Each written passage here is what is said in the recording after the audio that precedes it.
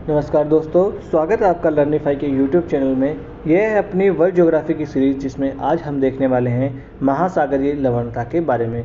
दरअसल ये अपना चैप्टर चल रहा है ओशनोग्राफी वाला, और ओशनोग्राफी में हमने ऑलरेडी बहुत सारी चीज़ें देख ली है। किस सागर नितल का उच्चावच किस प्रकार का होता है, हमने प्रवाल भित्तियों के बारे में देख लिया है, महासागरों के तापमान के बारे में देख लिया है, और उसका एक और टॉपिक है जिसका नाम है महासागरीय लवणता, जो आज हम देखने वाले हैं। तो चलिए शुरू करते हैं आज का लेक्चर।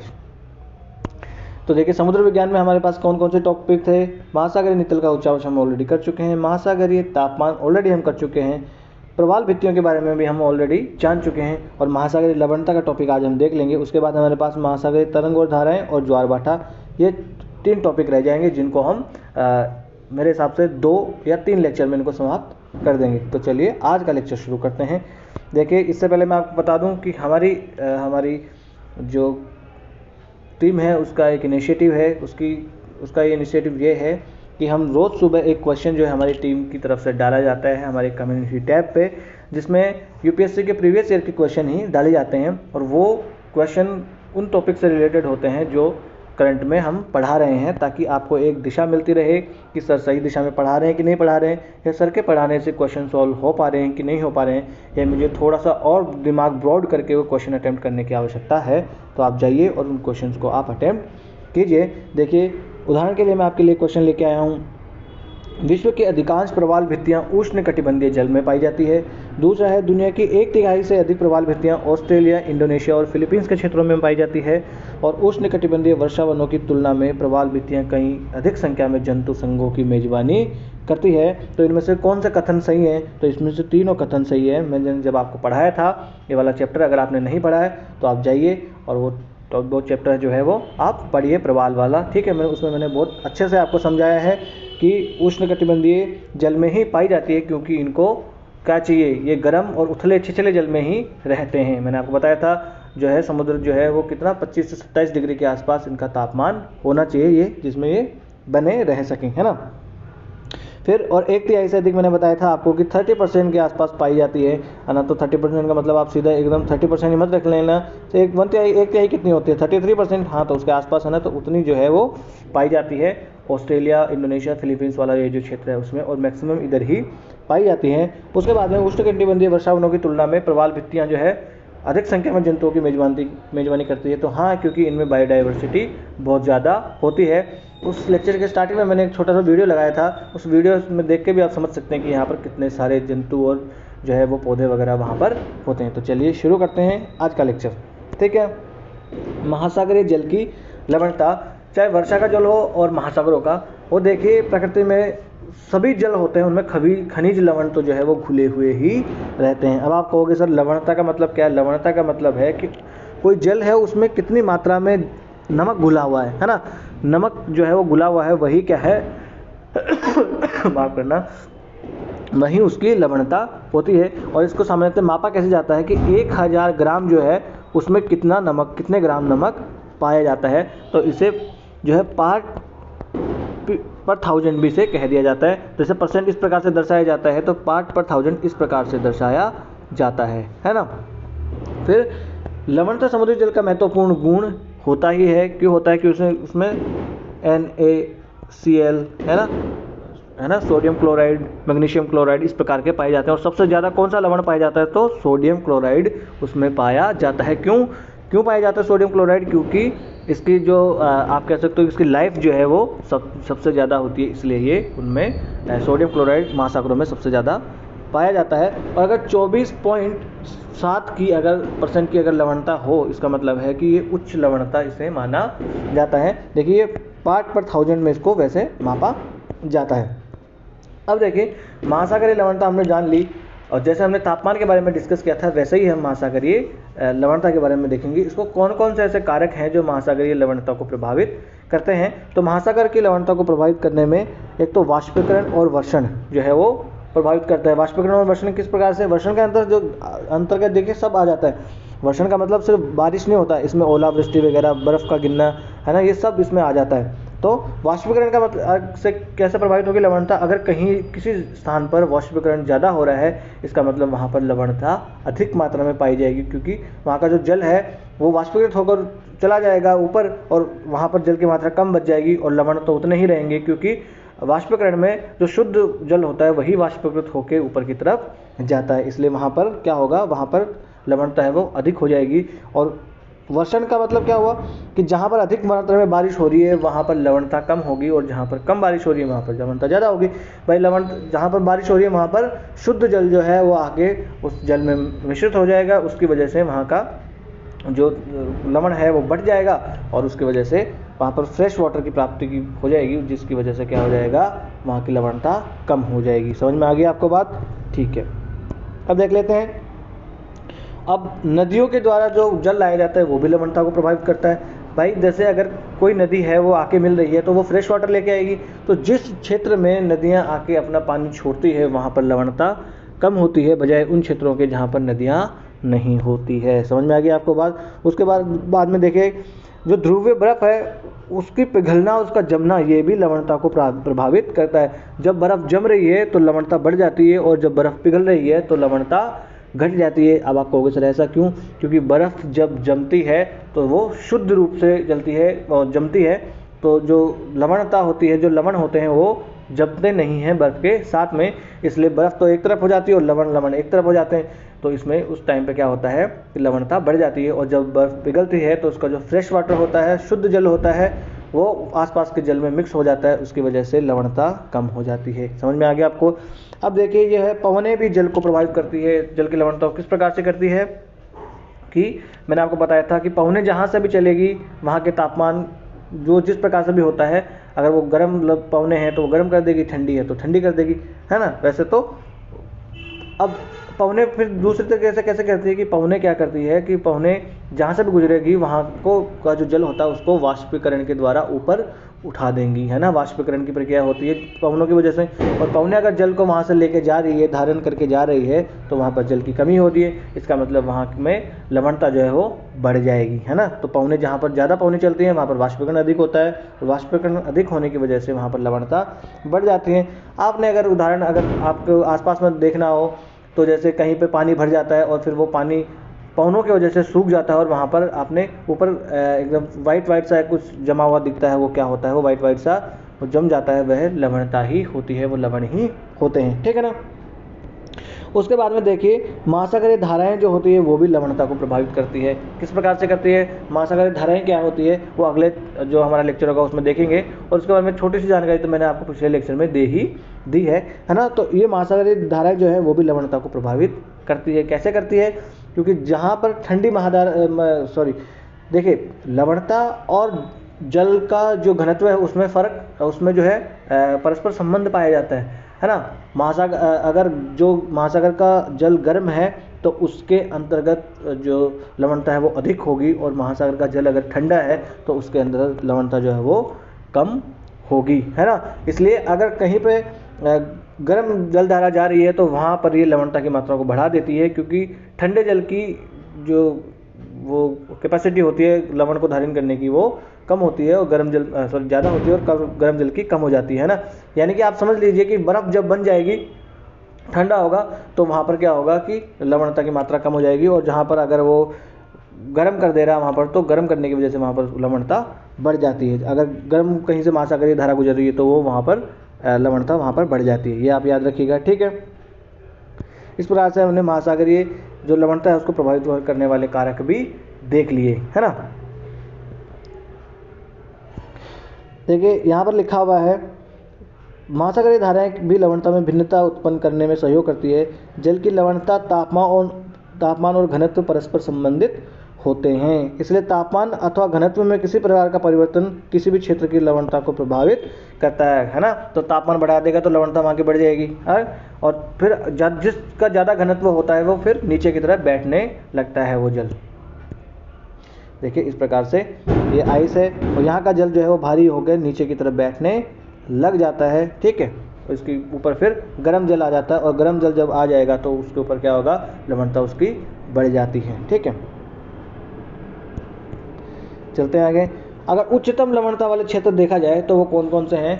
तो सबसे ज़्यादा लवणता तो है टर्की की वोन झील में। ये देखिए 330 ppt यानी पार्ट पर 1000, 330 पीपीटी उसकी लवणता है, यानी सबसे ज़्यादा, है ना। 1000 ग्राम में 330 ग्राम तो क्या है लवण उसमें पाया जाता है, टर्की की वोन झील होती है। उसके बाद मृत सागर में यानी डेड सी में 238 पीपीटी, और ग्रेट सॉल्ट लेक जो अमेरिका में है, यूटा नाम का एक वहाँ पर स्टेट है, उसमें 220 पीपीटी पाई जाती है। तो सबसे ज़्यादा किस में पाई जाती है, तो डेड सी में नहीं, वोन झील टर्की के उसमें, ठीक है। ये है देखिए मृत सागर यहाँ पर, ठीक है। ये जॉर्डन नाम का देश है, ये वेस्ट बैंक और गाजा स्ट्रिप, है ना, ये तो आप जानते होंगे फ़लस्तीन का पार्ट है, और ये इजराइल नामक देश है। ये जॉर्डन, यहाँ पर एक जॉर्डन नदी आके भी इसमें गिरती है डेड सी में, ठीक है ना। ये डेड सी में देखिए ये व्यक्ति है किस प्रकार से पानी में लेट के अखबार पढ़ रहा है या किताब पढ़ रहा है, क्योंकि इसकी सैलिनिटी, इसकी लवणता इतनी अधिक है कि इसमें अगर व्यक्ति को अगर तैरना भी नहीं आए तो आदमी डूबेगा नहीं, ठीक है ना। उसके बाद में देखिए हम चल लेते हैं आगे, और फिर लवणता में और आगे देखिए तो ये टर्की की वोन झील है जो सबसे ज़्यादा खारी है, और ये है ग्रेट बेस, ये सॉल्ट लेक जो कि यूटा नामक स्टेट है अमेरिका में, वहाँ पर है। आगे समझ में, चलिए आगे चलते हैं।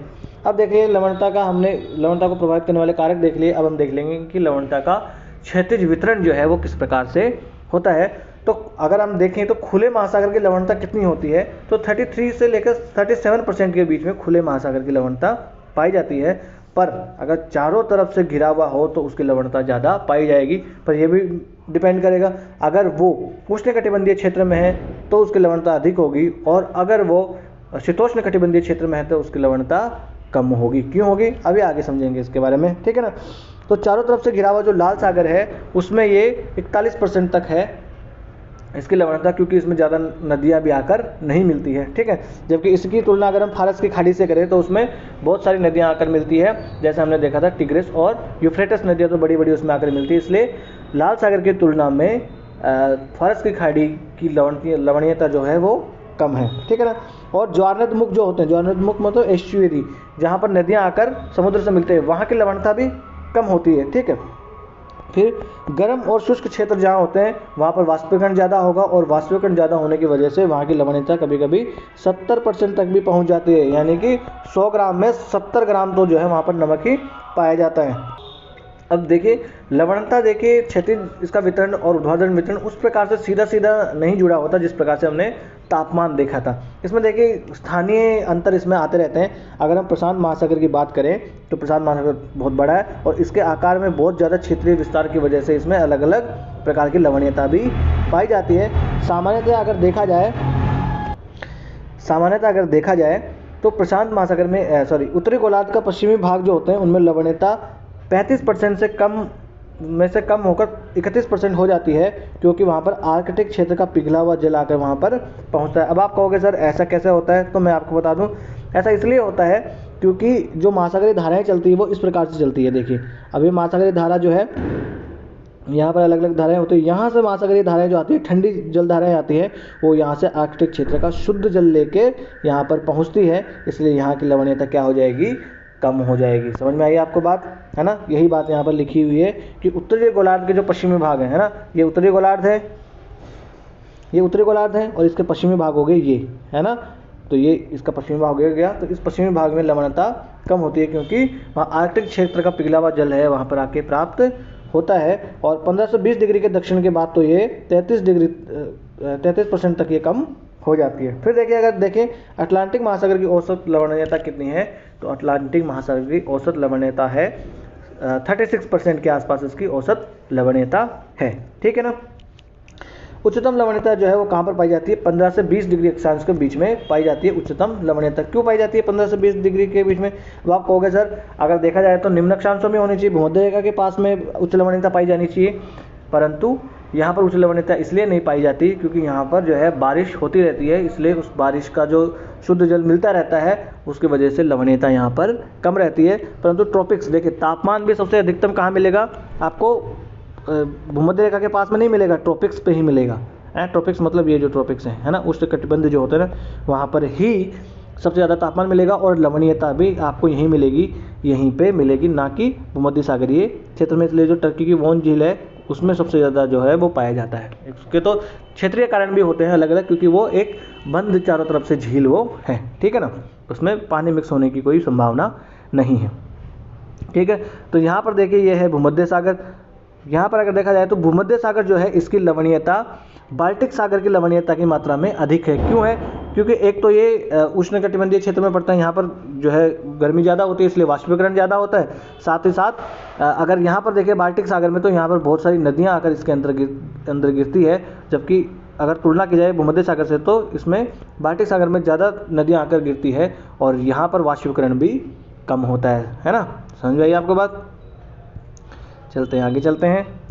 फिर देखिए अधिकतम लवणता जो है वो कहाँ पर पाई जाती है? 20 डिग्री नॉर्थ और 30 डिग्री नॉर्थ के बीच में अधिकतम लवणता पाई जाती है ना, क्योंकि वह ट्रॉपिक्स वाला क्षेत्र है, वहाँ पर क्लियर स्काई होता है, इसलिए वहाँ पर वाष्पीकरण ज़्यादा होता है, इसलिए वहाँ पर लवणता ज़्यादा पाई जाती है। और जो अपने भूमध्य रेखीय क्षेत्र होता है ना 0 डिग्री के आसपास में, वहाँ पर इसलिए लवणता नहीं होती कि वहाँ पर रोज़ शाम को बारिश होती है, वर्षा वहाँ पर होती है, इसलिए वहाँ पर ज़्यादा लवणीयता नहीं पाई जाती, क्योंकि वर्षा का शुद्ध जल आके जल में मिक्स होता रहता है। ठीक है ना। अब देखिए उच्च अक्षांशों में स्थित होने के बावजूद उत्तरी सागर में और उत्तरी अटलांटिक प्रवाह के द्वारा लाए गए अधिक लवणीय जल के कारण अधिक लवणीयता पाई जाती है। तो नॉर्थ अटलांटिक ड्रिफ्ट जो है वो एक गर्म जलधारा है, इसलिए वहाँ का जल गर्म हो जाएगा, इसलिए उत्तरी सागर कहाँ है तो मैं आपको एक बार बता दूँ, यहाँ पर देखिए ये है नॉर्थ सी। अब यहाँ से आती है नॉर्थ अटलांटिक ड्रिफ्ट जो है वो इस पर जाती है और यहाँ से गर्म जल का यहाँ पर लाया जाता है। उस गर्म जल की वजह से यहाँ का जल गर्म हो जाता है नॉर्थ अटलांटिक ड्रिफ्ट की वजह से, उसकी वजह से यहाँ का जल जो है वो यहाँ का जल गर्म होता है आसपास की तुलना में, और इसीलिए यहाँ पर लवणीयता भी ज़्यादा पाई जाती है, क्योंकि जल जहाँ पर गर्म होगा वहाँ पर लवणीयता अधिक पाई जाएगी। ठीक है ना। और बाल्टिक सागर की समुद्र की लवणता कम होती है। क्यों? क्योंकि एक तो उसमें बहुत सारी नदियों का पानी मिलता है और एक उसका कारण ये है कि वहाँ पर वाष्पीकरण जो है वो कम होता है। और अगर भूमध्य सागर को देखा जाए तो वहाँ की लवणता उच्च होती है, क्योंकि वहाँ पर वाष्पीकरण ज़्यादा होता है। ठीक है। और आसपास के दूसरे सागर का जल भी उसमें मिक्स नहीं होता, और दूसरी बात वहाँ पर नदियाँ भी बहुत कम उसमें आकर गिरती है। अगर हिंद महासागर की बात करें तो देखिए ये हिंद महासागर पूरा, हिंद महासागर के 2 पार्ट है, बंगाल बंगाल की खाड़ी और एक अरब सागर, है ना। अगर देखा जाए, अब आप खुद अंदाज़ा लगा के बताओ कि बंगाल की खाड़ी की लवणीयता ज़्यादा होगी कि अरब सागर की? सोचो। बंगाल की खाड़ी की लवणीयता कम होगी। क्यों? क्योंकि यहाँ पर देखिए गंगा, यमुना, ब्रह्मपुत्रा बहुत सारी नदियाँ आकर यहाँ पर गिरती है, इसलिए यहाँ की लवणीयता कम होती है। और अरेबियन सागर में इसकी तुलना में कम नदियाँ आकर गिरती है, इसलिए अरब सागर की लवणीयता ज़्यादा होती है ना। समझ गए? अब देख लिया हमने क्षेत्रीय वितरण, तो देख लिया क्षेत्रीय वितरण किस प्रकार से देख लिया कि अगर हम 0 डिग्री से ऊपर की तरफ जाएं तो वहाँ पर लवणीयता बढ़ती जाती है, पर ये तापमान के जितना सिंपल नहीं है लवणीयता का, इसमें क्षेत्रीय अंतर पाए जाते हैं, है ना। सबसे ज़्यादा लवणीयता कहाँ पाई जाएगी तो ट्रॉपिक्स पर, यानी उष्णकटिबंधों पर पाई जाती है 20 से 30 डिग्री के बीच में।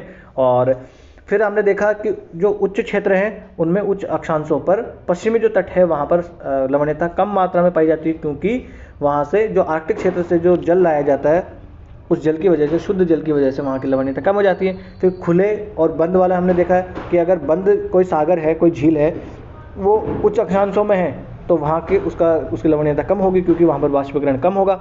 और फिर क्षेत्रीय अंतर, जैसे उसमें अगर नदियाँ आके बहुत ज़्यादा मिल रही है तो वो उसमें लवणीयता कम होगी। जैसे अराल सागर है कजाकिस्तान और उज्बेकिस्तान के बॉर्डर पे, तो अराल सागर अगर वैसा देखा जाए तो चारों तरफ से घिरा हुआ है, उसमें लवणीयता ज़्यादा होनी चाहिए, परंतु उसमें लवणीयता इसलिए कम है क्योंकि उसमें बहुत सारी नदियाँ आकर मिलती है, जैसे आमू दरिया और सिर दरिया, बड़ी बड़ी नदियाँ, इसकी वजह से फ्रेश वाटर मिलता है उसको, इसलिए इसकी वजह से वो उसमें लवणीयता कम पाई जाती है ना। अब देख लेते लवणीयता का ऊर्ध्वाधर वितरण। तो लवणीयता का ऊर्ध्वाधर वितरण भी उतना सिंपल नहीं है जितना तापमान का ऊर्ध्वाधर वितरण हुआ करता था। इसमें भी जो है वो क्षेत्रीय अंतर इसमें पाए जाते हैं। सामान्यतः क्या होता है कि देखा जाए तो गहराई के साथ लवणीयता में कमी आती जाती है। क्यों आती जाती है? क्योंकि नीचे जब जैसे जैसे हम नीचे जाते हैं वहाँ पर जल जो है वो ठंडा होता जाता है, और जब जल ठंडा होता है इसकी वजह से उसमें लवणीयता कम होती है। परंतु ये अलग अलग क्षेत्रों में फिर ये अलग अलग भी होता है ना। जैसे लेकिन इसमें परिवर्तन समुद्र की स्थिति पर भी निर्भर करता है। सतह की लवणता जल के बर्फ या वाष्प के रूप में परिवर्तित हो जाने के कारण बढ़ जाती है। भाई अगर जल बर्फ में बदल गया तो शुद्ध जल तो बर्फ में बदल गया, तो बाकी जल कैसा रह गया? लवणीयता वाला रह गया। और वाष्प के रूप में उड़ गया तो जो जल है वो कम हो गया, और वहाँ का लवणता जो है वो तो उतनी की उतनी है, इसलिए वहाँ पर लवणीयता बढ़ जाती है। तो अगर सतही जल है, उस सतही जल का वो अगर बर्फ बन जाए या वाष्पीकरण हो जाए, उसकी वजह से क्या होगा? उसकी सैलिनिटी बढ़ जाती है। देखिए यहाँ पर लिखा हो ना increase salinity, freezing of sea water freeze हो जाएगा तो उसकी वजह से उसकी जल की सेलिनिटी बढ़ जाती है, क्योंकि फ्रीज जो होता है ना जो वो सिर्फ शुद्ध जल का वो फ्रीजिंग होती है, ठीक है ना। फिर वही है, ताजे जल मिल जाने से उसकी घट जाती है। जैसे उष्णकटिबंधीय वाला क्षेत्र है, भूमध्य सागरीय क्षेत्र है, आप भूमध्य सागरीय नहीं, भूमध्य रेखीय क्षेत्र है। भूमध्य रेखा जो है, भूमध्य रेखा के आसपास का जो क्षेत्र है 0 से 5 डिग्री के आसपास अक्षांशों का क्षेत्र, वहाँ पर रोज शाम को वहाँ पर वर्षा होती है। इस वर्षण की वजह से क्या होता है कि शुद्ध जल आके सतही जल में मिलता रहता है, इसलिए वहाँ के सतही जल का जो भी सैलिनिटी है वो लवणता उसकी कम होती है, ठीक है ना। ये देखिए वहीं ये लिखा हुआ है यहाँ पर, महासागरों के सतही क्षेत्रों एवं गहरे क्षेत्रों के बीच में लवणता जो है वहाँ में अंतर जो है वो एक स्पष्ट होता है ना। यानी कि अगर ऊपर की तरफ देखा जाए तो जहाँ पर जल मिल रहा है शुद्ध जल, वहाँ की लवणता कम होगी, और एकदम गहराई पे आप अंदर की तरफ जाओगे तो वहाँ पर लवणता सेम की सेम ही रहती है। क्यों रहती है कि वहाँ पर न तो कोई नया जल उसको मिश्रित हो रहा है आके शुद्ध जल, ना ही कोई वहाँ पे वाष्पीकरण हो रहा है अगर गहराई में समुद्र में जाया जाए तो, है ना। कम लवण वाला जो जल है वो उच्च लवणता वाला जो भी जल है उसका घनत्व ज़्यादा होगा, और कम लवणता वाला जल जो है उस जल के ऊपर फिर वो तैरता है। जिसका कम घनत्व है वो हल्का होगा तो वो ऊपर उसके तैरेगा।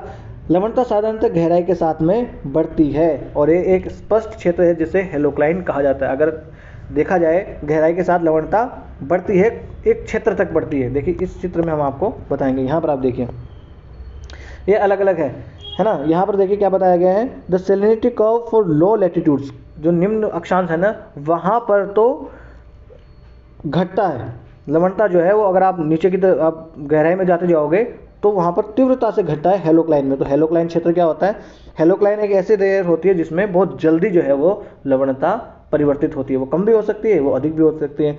अगर निम्न अक्षांश है तो निम्न अक्षांशों में एकदम से गहराई पर जो है वो लवणता घट जाती है, ठीक है ना। और अगर उच्च अक्षांशों पर देखा जाए तो एकदम से लवणता जो है वो हेलोक्लाइन में बढ़ जाती है ना। समझ में आ गया आपका बात, ठीक है।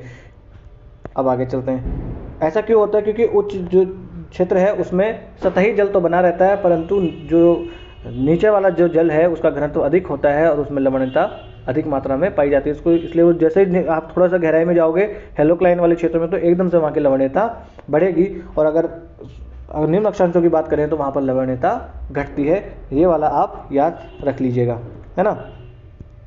यही यहाँ पर लिखा है, उच्च लवणता वाला समुद्री जल प्राय कम लवणता वाले जल के नीचे बैठ जाता है, इससे लवणता का स्तरीकरण हो जाता है। यानी उच्च लवणता वाला जल समुद्री जल में नीचे की तरफ बैठ जाता है, इस प्रकार से नीचे की तरफ सिंक हो जाता है ना। फिर वो धीरे धीरे नीचे की तरफ जाता है ना। तो आज का लेक्चर जो है हम यहीं समाप्त कर लेते हैं। आज के लेक्चर में हमने देख लिया महासागरीय लवणता जो है उसका क्षैतिज वितरण क्या है, उसको प्रभावित करने वाले कारक क्या है, महासागरीय लवणता होती क्या है, कौन सी सागर जो होते हैं उनमें लवणता ज़्यादा है, कौन से में कम है, इनका हमने कंपैरिजन भी कर लिया है। कोई क्वेश्चन आएगा यहाँ से प्रीलिम्स वगैरह में तो आप टैकल उसको कर लोगे अगर आपने अच्छे से पढ़ा है तो। इस लेक्चर की अगर आपको PDF चाहिए तो आप जाइए लर्निफाई अनलॉकिंग नॉलेज के नाम से टेलीग्राम पे अपना चैनल है, यहाँ से आप स्कैन भी कर सकते हैं, और आपकी सुविधा के लिए डिस्क्रिप्शन बॉक्स में हमने लिंक भी डाल रखी है। और अगर आपको लेक्चर अच्छा लगा हो तो लाइक कर दीजिए और चैनल को सब्सक्राइब कर लीजिए। और अगर आपको कोई कमेंट करना, कोई सलाह लेनी हो या कोई सलाह देनी हो तो आप हमें कमेंट्स बॉक्स में लिख सकते हैं, और बड़े ही लोकतांत्रिक ढंग से हम अपने इस छोटे से परिवार को आगे बढ़ाएंगे। नमस्ते, धन्यवाद।